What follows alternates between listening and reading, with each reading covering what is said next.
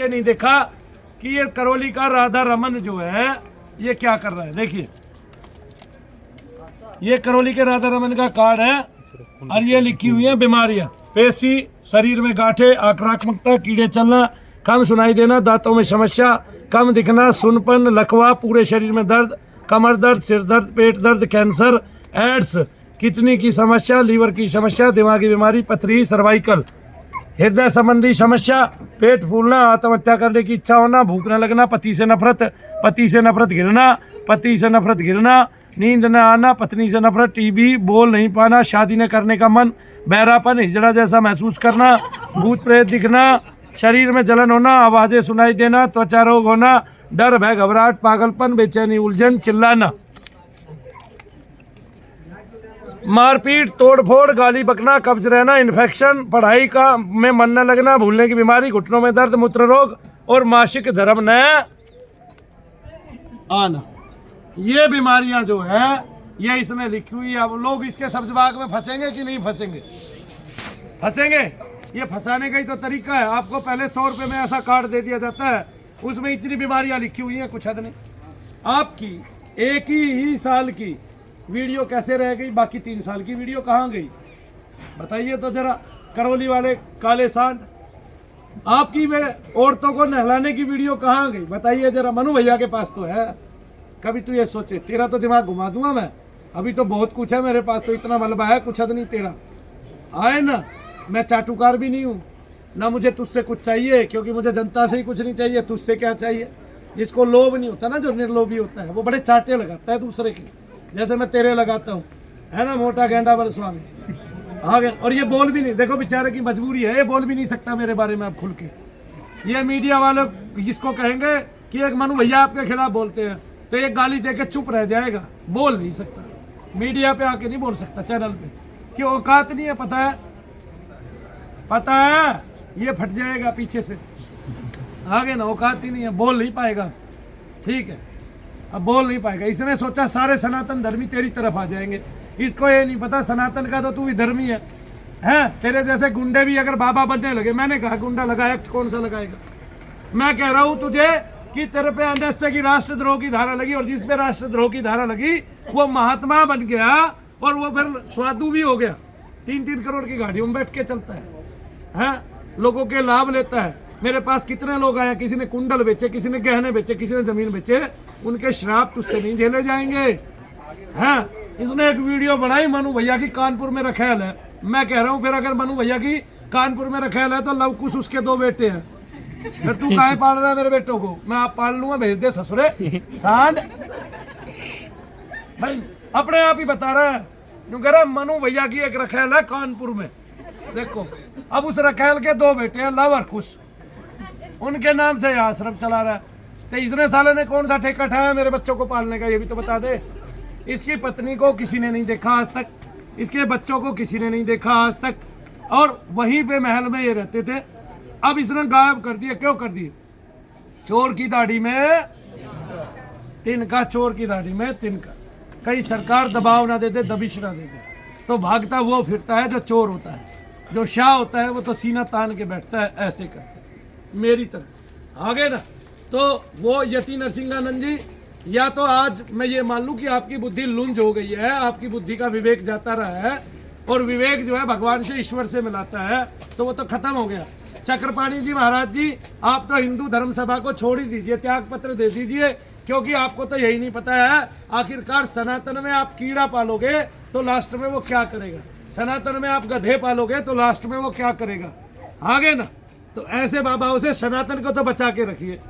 और आपके सारे बाबा ऐसे मित्र हैं तो भाई फिर जनता को माफ कर दीजिए, हमें कहीं और जाने दीजिए। फिर तो पाकिस्तान में जीना भला है हिंदुस्तान की बजाय, जब ऐसे ऐसे बाबा लूट लूट खा जाएंगे तो यहाँ ठीक है, किसी के पास कुछ नहीं छोड़ेंगे। आपके विष्णु जी को बड़ी गाली दी है उन्होंने, चक्रपाणी जी, ठीक है, और फिर आप माला लेके पहुंच जाइए, उनका नाम करौली शंकर महादेव है। मैं तो कहता हूँ एक सांप भी ले जाइए जिंदा, जहरीला ना, ठीक है ना, पर सांप उसको क्या असर करेगा, वही ऐसा डस लेता है। आदमी पानी नहीं मांगता, आज तक जो मीडिया वाला गया है उसको वापस नहीं जाने दिया, पानी नहीं मांगा। सारी मीडिया पता नहीं कैसे घुल मिल गई, कैसे घुला मिला दिया। ऐसे एक रूबी का लियाकत जी है, कि बहन जी को सामने बैठा के ये कह दिया देखो मैं इनकी स्मृति से सब कुछ हटा रहा हूँ, तो कह देती साथ में मेरी भी स्मृति से मेरा भूत और भविष्य हटा दो, वर्तमान में जी लेती, मजा आ जाता, सारी चिंताएं खत्म हो जाती। कमाल की बात है, पत्रकारों को भी ग्रहण लग गया है इस देश की पत्रकारिता। ये सच्चाई क्या दिखाएंगे, जैसे सच्चाई दिखाई जाए। 100 रुपए के साथ जो पुस्तक मिलती है उसमें इतने रोग लिखे हुए कि ये महाराज जी इतने रोग ठीक करता है, फिर भी क्या निष्पक्ष न्याय होगा इस संसार का, मुझे नहीं पता। इसलिए यहाँ सारे मामले लंबित ही चलते हैं। क्या चलते हैं? जो आदमी एक बार राष्ट्रद्रोही हो जाए उस पर सरकार नजर रखती है कि ये कहीं गलत काम तो नहीं करेगा। इसने तो सारी सरकार के नाक के, सरकार को मिला के ही गलत काम कर दिया। ठीक है, मुझे तो लगता नहीं कि योगी राज जो है ना वैसे गुंडों का सफाया कर देगा, आध्यात्मिक गुंडा उससे भी नहीं पकड़ा जाएगा। ठीक है, मुझे लगता नहीं किसी की औकात है। फिर वो तो भाई शंकर महादेव है, एक बार यूं करेगा, यूं खड़ा होता है, यूं करेगा, यूं धरती लाएगा, हे धरती कांप जाएगी, ब्रह्मांड गिर जाएगा, योगी राज की कुर्सी टूट जाएगी, कुर्सी के पाए। कमाल है, हेल मोगेम्बो, ये नया हेल मोगेम्बो। लोग सोच रहे हैं कि मैं लोगों का मनोरंजन नहीं कर रहा हूँ। बात बात में मैंने बहुत गंभीर बात कही है कि उन सनातन धर्मियों को जो इसको सनातन धर्मी कहते हैं, तब मैं तो मानता नहीं फिर तुम भी सनातन धर्मी हो। सनातन का मतलब क्या है तुम्हारे पुरखों को भी नहीं पता। तुम 100 साल भी जन्म लोगे, जब भी 100 जन्म लोगे, तब भी तुम्हें सनातन का मतलब समझ में नहीं आएगा। सनातन हमारी आत्मा है और ये सनातन धर्मी नहीं, ये सनातन विधर्मी है, क्योंकि आत्मा को जो ठोस पहुंचाता है वो सनातन विधर्मी होता है, वो सनातन धर्मी कदापि हो नहीं सकता। जय शनिदेव सबको, जय शनिदेव। मीडिया अपना काम करे, उनका भी कुछ चलना चाहिए। ठीक है, उनको भी खबरें मिलनी चाहिए और उनको खबरें मिलती रहती है मीडिया को, और ये अच्छी खबर है। अमृतपाल के साथ साथ एक और बाबा ऐसा जिस पे NSA लगी हुई थी और अब उसकी NSA हट गई है, और कहता है कि सभी पे लगती है तो नेताओं पे NSA। तो भाई फिर तो यूपी में सारे NSA धारी है कि नहीं? राष्ट्रद्रोह की धारा लगवाओ, मौज लो, बाद में बाबा बन जाओ, है कि नहीं? 1 साल जेल में बंद रहो, बाद में बाबा बन जाओ, सनातन धर्मी बन जाओ। कौन पूछ रहा है? नोट कमाओ। सनातन धर्म नोट कमाने के लिए है, बाबा बनना नोट कमाने के लिए है। नोट भरो अपनी झोलियों में, आगे ना। और हिम्मत देखो बंदे की, यूं कह रहा है तो मैं 2.5 लाख रुपए लिया करूंगा, और 2 दिन बाद अपनी ही जुबान से फिर रहा है, बोले मेरे यहाँ तो फ्री इलाज होता है। लोग आते हैं, बोला कैसे ठीक होता है? कैसे क्या? लोग आते हैं, अपना हवन करते हैं, संकल्प करते हैं, बोले फिर तू कौन बीच में? फिर तू कौन भाई 3550 रुपए का सामान बेच के 200 रुपए वाला? फिर तेरी क्या औकात है? ठीक है। अरे बेटा, GST और ED का जिस दिन छापा पड़ेगा ना, उस दिन मनु भैया बता देंगे। अभी काल के गाल में समाये नहीं हो, ये शनिदेव महाराज है, पीछा नहीं छोड़ते। और एक बात, मोटे गेंडामल स्वामी काले सान, मैं तुझे एक बात बता देता हूं कि शनिदेव महाराज ने उसको छोड़ा नहीं कहीं का भी जिसने मनु भैया की तरफ उंगली उठाई। ठीक है, कभी आ जाना, नाम गिरा दूंगा और मैं फिर तेरा भी नाम ले लेता हूँ। ठीक है, इसमें तू भी शामिल है। तूने जैसे सब्जबाग दिखा के और जैसे मनु भैया की क्रिया को ग्रहण किया है, वरना तू और तेरा गुरु तो औरत को पानी में डुबा के, माँ बहन को, और उनका दम तब तक घोटते थे जब तक वो खुद ना कहते मुझे कोई प्रेत नहीं है, तब तक घोटते थे। वो वीडियो मेरे पास रिकॉर्डेड है और मैं जब चाहे मीडिया के सामने कर सकता हूँ। लेकिन मेरा चैलेंज है, जितने लोग तूने ठीक किया मेरे पास भेज दे, ठीक है, या कहीं भी मैं स्टूडियो में बुला लेता हूँ मीडिया के ही, ठीक है, वहाँ उनको फूंक लगाऊंगा और तू भी आ जाइयो। ठीक है, सबसे पहली बात तो तू इतने बड़े शरीर का, तेरे नीचे तो गद्दा बिछाना पड़ेगा मुझे, फूंक मारते ही तू धराम से पड़ेगा पीछे की तरफ, आगे ना। हाँ, हमारी फूंक इतनी वजनदार है, हमने नाम ही इतना कमाया है। हमने तुम्हारी तरह गुरु कृपा नहीं कमाई है, हमने देव कृपा कमाई है, देव दर्शन किया है, और तुझे प्रेत दर्शन हुआ है। और प्रेतों वालों का ऐसा ही चेहरा होता है और बिगड़ता जाता है।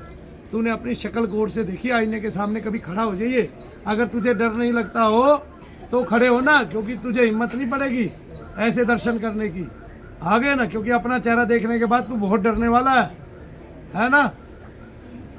भद्र पुरुषों में तेरा नाम कभी नहीं जोड़ा जाएगा।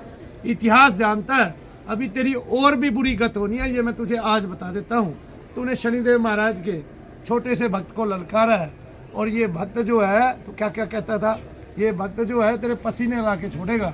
अभी तेरे बहुत सारे राज उजागर होने इस दुनिया के सामने, इस सनातन के सामने, तब तेरा पता चलेगा। और एक बात बताओ, इस संसार में जो छोटे से छोटा आदमी है और वो एक बार भी हनुमान चालीसा पढ़ता है, वो तुझसे श्रेष्ठ है, तुझसे बेस्ट है, क्योंकि वे अपने धर्म के नाम से धंधा नहीं करता है जैसे तूने धर्म को धंधा बना लिया। तो दुनिया का सबसे बड़ा आध्यात्मिक कांड, आध्यात्मिक घोटाला यही व्यक्ति ने किया है, और इसका नाम है करोली शंकर महादेव। क्या है?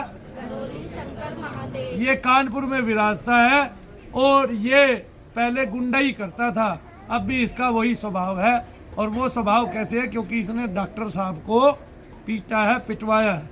ठीक है कि नहीं है? अभी केस चलेगा तो दूध का दूध, पानी का पानी हो जाएगा। मुझ पे तो इसका एक चेला भी केस नहीं करता, क्योंकि मेरे पास भी बहुत लोग हैं।